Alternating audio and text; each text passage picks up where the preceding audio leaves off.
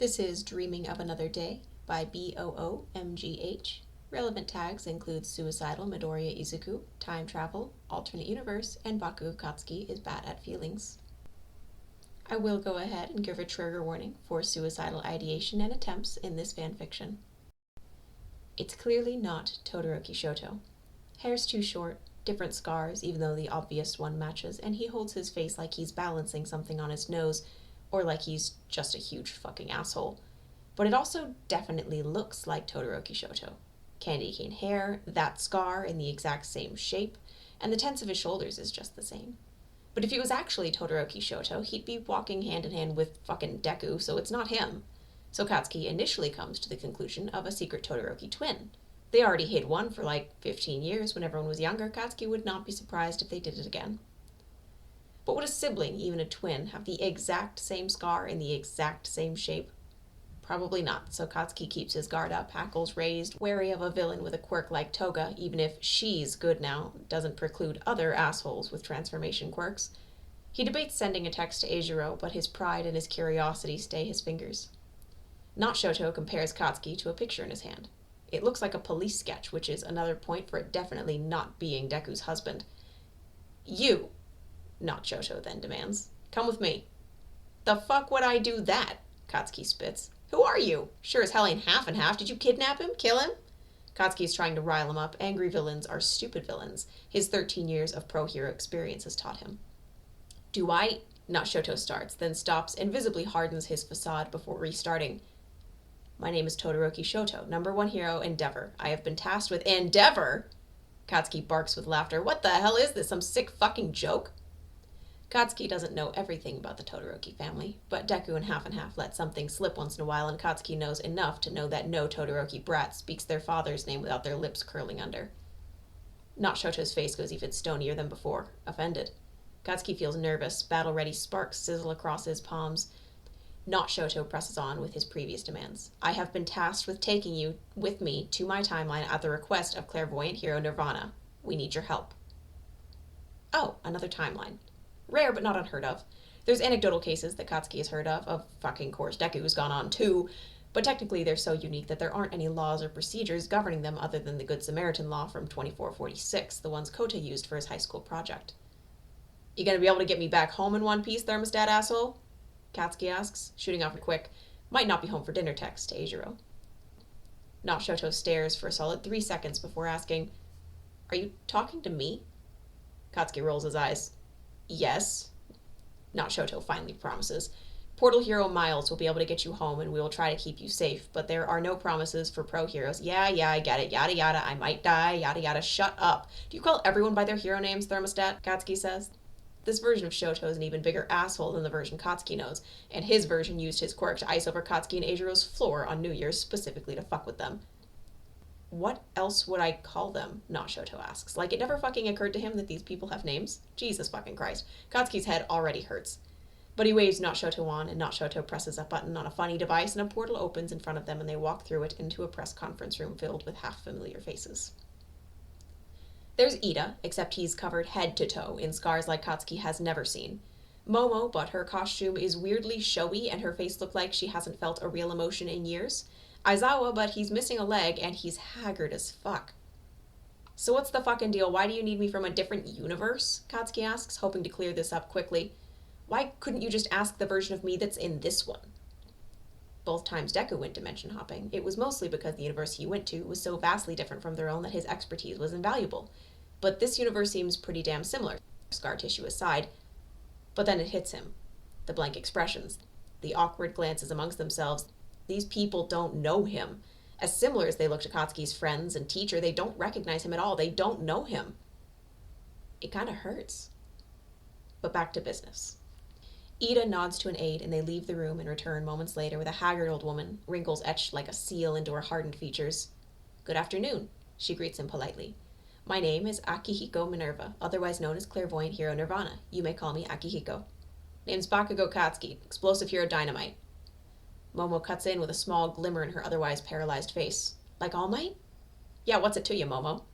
Ida waves a hand the way he's been doing since high school. That level of informality is very rude. Shut it, I know, Ida. Will you quit? I'm gonna blow your damn face off. Dynamite, I didn't bring you here to pick fights with the other heroes. Don't talk down to me, thermostat asshole. That's not my name. Quiet. Aizawa hadn't really raised his voice much, but everyone listens anyway. That's their teacher, no matter how old they all are now. But characteristically uncomfortable with the attention, he passes off the spotlight quickly. Nirvana? The old woman patiently nods and continues the conversation where it left off. Bakugo, we've called you here because our timeline is doomed, she says. Broken, one could say. I don't understand, Katsuki said. The fuck do you mean, broken? Nirvana explains, we've tried going back to this day 73 times to fix things on our own, but as the saying goes, you can't put out a fire from inside the house. I used my quirk to scry for a solution in other timelines, and my vision was of you. The pieces don't fit, too many variables in the equation. Explain it right, Katsuki demands. How did you reset the whole world so many times? How does your quirk work? Why would it show you a person? Why reset to this day? Ida answers, because tomorrow All for One kills everyone in this room, along with countless civilians and lesser-known pros. But All for One's been dead for like 15 years now, Katsuki says.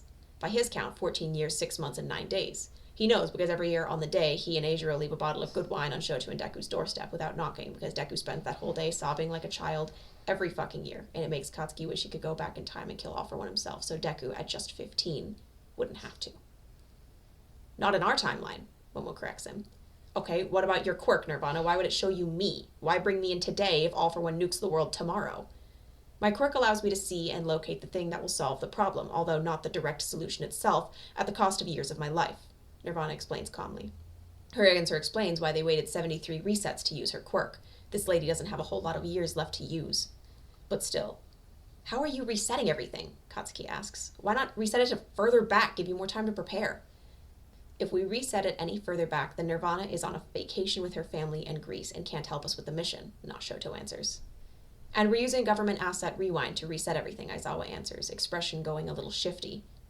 That doesn't sit right with Katsuki. What the fuck is rewind? Noshoto starts to answer, a girl with an ability to rewind time at will, but Katsuki cuts in just barely below a scream, Eri? Their expressions reply for them that the name rings a bell, and Katsuki is right. Why the fuck are you calling her a government asset? What else would she be? Noshoto asks flatly, nose held high again, and Katsuki kinda wants to vomit. This isn't Shoto, who swung Eri, at this point a full-blown adult, far too old to be swung in a circle, and made her popcorn in his palms. And the one whose smiling facade is waning limp and awkward isn't Momo, who braided Eri's hair every night until she was 14.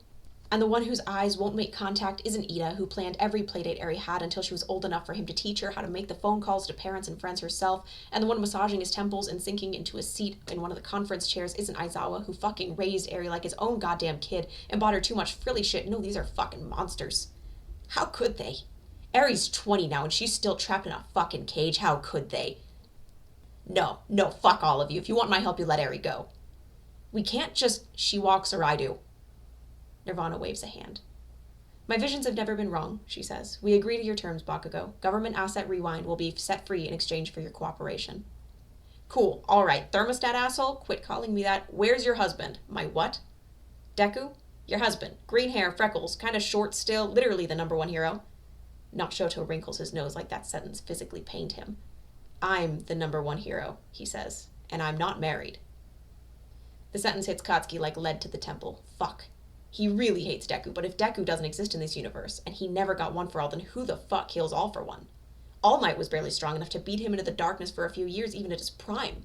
Deku was the one who unlocked all that quirk accumulation shit when they were first years. Katsuki hates it, but there's nobody else who really could have killed All for One. Not him, not Shoto, not anyone. We need to find Deku, Katsuki admits, and it's with more grace as a 33-year-old pro hero than he would have been capable of as a younger man. But everyone's faces are as confused as they can be without losing their diplomatic decorum. None of you remember him from high school? Green hair, Momo says. No, there wasn't anyone like that. I should know. I was the class rep. I know, Katsuki snaps. I know. He wants to scream. Not only does he have to rely on fucking Deku of all people, but he has to explain to them why he's not enough to do this job. Alright, if Deku ain't available, how about All Might? He's gonna be a fucking geezer, but it's a start. If worse comes to worse, Katsuki can eat some of All Might's nasty hair or whatever, like he and Deku did that one time. But there's just more confused glances, and Nirvana smiles sadly and says, All Might died fighting All for One 14 years ago. Well, fuck, your timeline really is doomed, Katsuki says sharply, maybe too sharply. Not Shoto looks like he wants to kill him for it, and Not Ida's painted some guilt on his face thicker than Not Momo's makeup. He calls in whatever positivity drills he sees Eijiro doing every morning to try and salvage what he can of this cursed fucking timeline. Alright, okay. So shit's been fucked for you guys since All Might died, right? Honestly, since we were first years in high school, Ida admits. Our first trip to USJ, yeah, we got attacked in our timeline too, Katsuki sniffs. Did your timeline have me losing a leg? Aizawa snips. He looks pissed, which isn't far off, considering Aizawa was often the one reminding Katsuki to cool his hot fucking head in high school.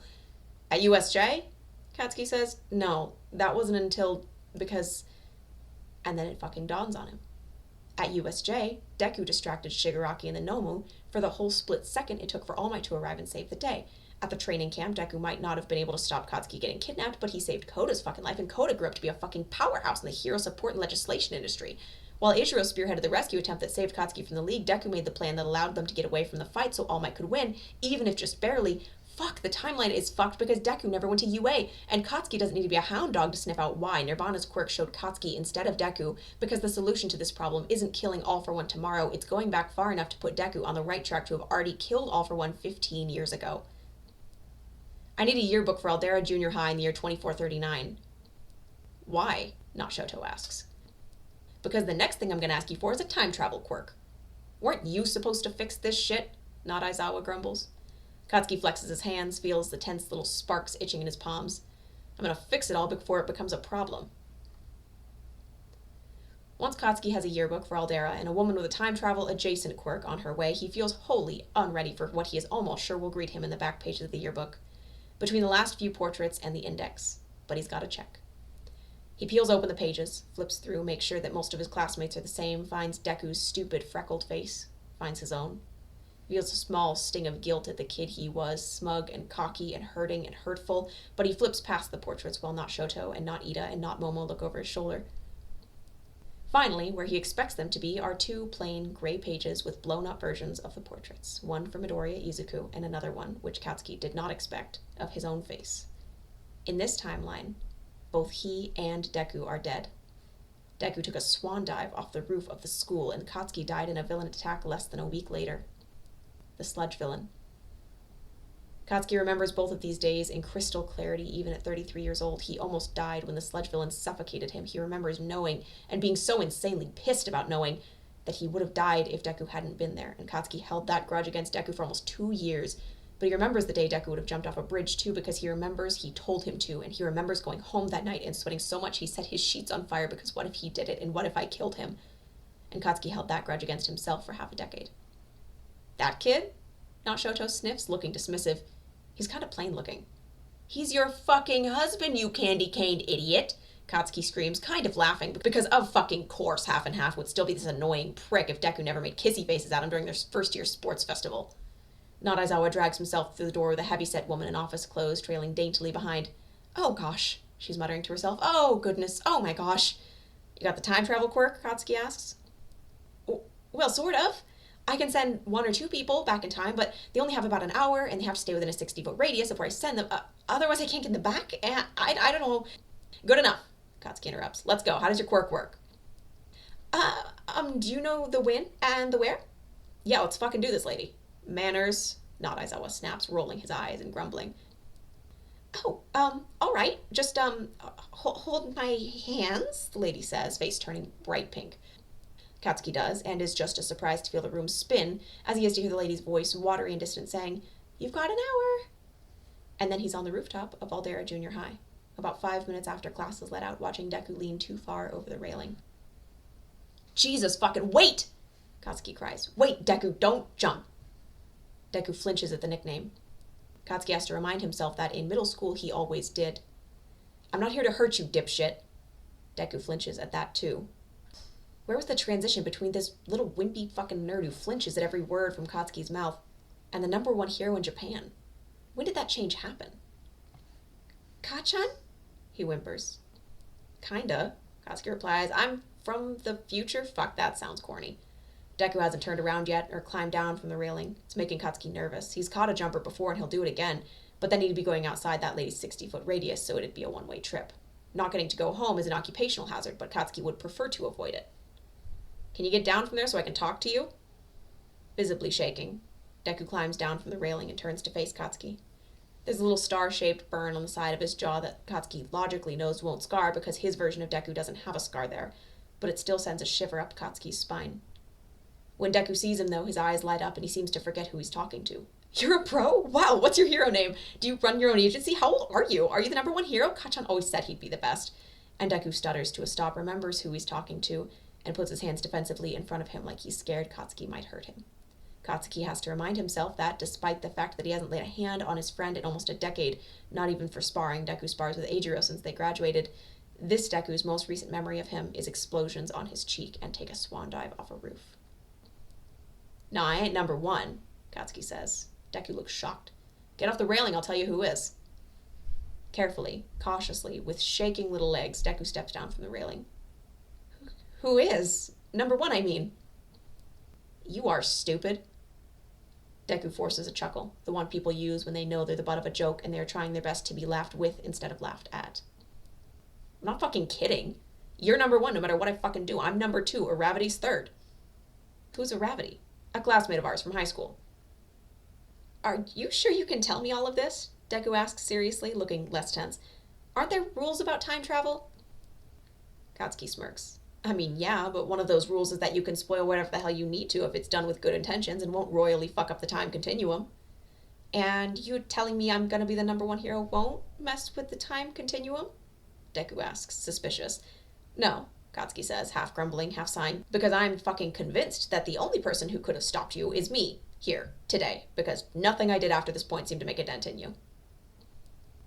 They don't say anything for a while. A strong breeze sends Katsuki swaying a little and he remembers that he has a time limit. "Deku, don't..." He has to clear his throat. Don't listen to me. What I said today, I didn't mean it. I know that doesn't change shit, and I know I'm still an asshole 15 years later, but I'm fucking wrong. A lot, so don't listen to me. Don't die." Deku's still only 14 here. Such a fucking baby face, but Katsuki sees his version of Deku, maybe the version of Deku that's consistent across the board, in his eyes for a second. And then Deku does what Katsuki has always fucking hated him for. He says, "It's alright, Kachan, I forgive you." And Katsuki could spend the rest of the hour trying to knock sense into kid Deku about the codependency and people-pleasing and forgiving too easily and all that other therapy bullshit, but he could also quit beating the dead horse while he's ahead. And besides, while he's spoiling shit. "Deku, I need you to promise me you'll do some things." "What?" "It's all some really important shit, but I've seen how your timeline turns out, and I've seen how mine turns out, and there are some things that someone needs to know, and you're the only one around." Okay, what is it?" "You need to make sure you meet your husband." Katsuki enunciates very clearly. "If you don't meet him, he turns into a huge fucking asshole, and his dad ruins him." Alright." Deku squints, scooting a little closer to Katsuki on the roof. "What does he look like?" "He'll be in our class too. Aloof motherfucker. Bright red and white hair like a fucking candy cane. Huge scar on one side of his face." "In high school?" Deku cries, heart already bleeding. "How'd he get a scar like that before high school?" "Don't worry about it. He'll tell you once you've known him for like 15 seconds. Oh, by the way, can you make sure I meet my husband too? I will not be nearly as smitten with him as he is with me, but I get there. I'm just a repressed asshole." "How do I help you meet your husband?" I don't fucking know. Just tell Eijiro to hang in there. You're gonna get along better with him than you do with me anyway." Alright. "Oh, and another thing, tell Momo not to do her internship with Uwabami. That woman fucked with Momo's head, got her thinking the wrong way about hero life. Took her years to unlearn it." "Who's Momo?" "Don't fucking ask." "Well, shit. Okay, grab your fucking notebook and write all this shit down." So Deku gets settled with a notebook, the hero notebook that Katsuki knows he must have exploded earlier in the week from the scorch marks. It's the most intact notebook Deku has on him, and a pen, and he takes down everything Katsuki says. And Uraraka will have this thing where she questions her morality because her and Toga date. Be sure to walk her through that. Uraraka's not fucking evil or whatever. Toga's just nicer than we thought. And when we take our first field trip to USJ, you know what? Just make sure everyone skips that field trip. I don't care what you have to do. Fake syphilis or some shit, but do not go to USJ. People will come attack you and it will end fucking horribly. Same thing with the camping trip we did as first years. Yeah, don't go there either. Also, tell Denki to stop tweeting about everything we do and turn off his fucking location services. Oh, fuck. Right, okay, Deku, look at me. This one is serious, so look at me. Deku does, still a little nervously. Turns to look at him. Pen ready to write, eyes shining with blind hero worship that Katsuki knows will wither and die when All Might retires. "Deku, while you were interning with Night Eye." "Night Eye? All Might's previous..." "Yes, previous sidekick. Shut up, this is important." Deku glues his lips together. Katsuki continues. While you are interning with Naida, you will be out on patrol with Mirio. You will find a little girl. Take her with you. Mirio will try to tell you not to. Ignore him. Take her the fuck with you. All right. Kachan, everyone will be fucking pissed at you for ruining a federal Yakuza investigation, but trust me, that investigation was already pretty much down the fucking toilet, and she's the centerpiece to it anyway. Save Eri. Deku nods, uncertain but determined anyway. I will. I'll save her. Great, now what else? You and half.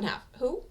Your husband, keep up, but you two fight a lot about adopting kids. You win the fight, just adopt them. Your husband ends up being a great dad anyway. I have kids? At 30-something years old? Yeah, you adopted those two little shits last year. Oh, shit. I almost forgot. You need to convince Mr. Aizawa to kick Mineta out before he gropes Momo and her parents file that lawsuit. Lot of bad PR for the school on that one. I sure hope I'm spelling these names right, Deku mutters to himself. Who gives a shit as long as you can read it?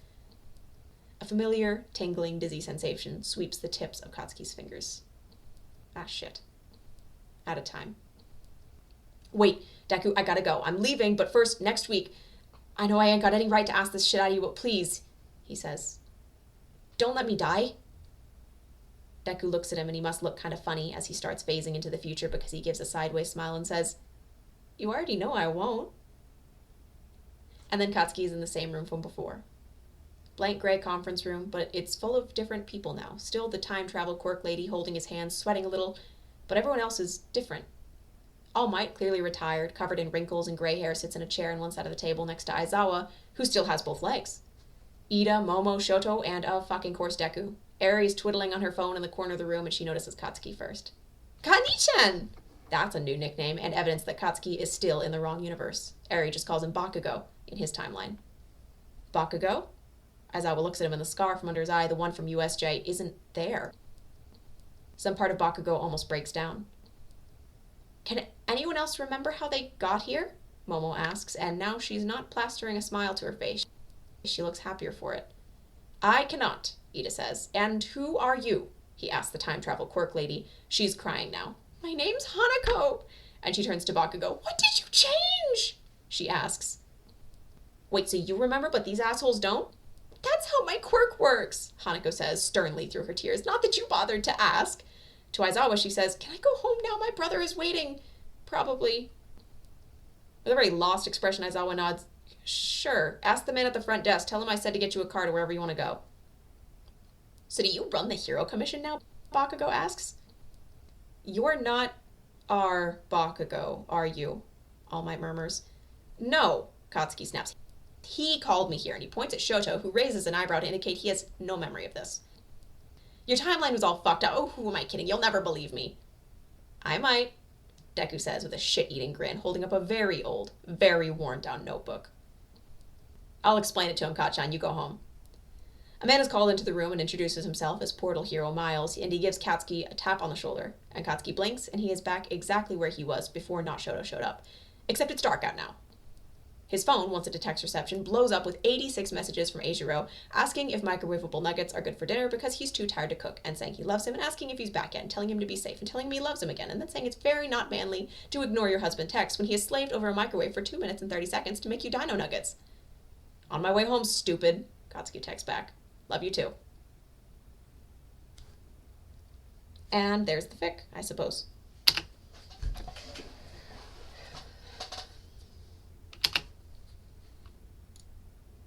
How do I stop it?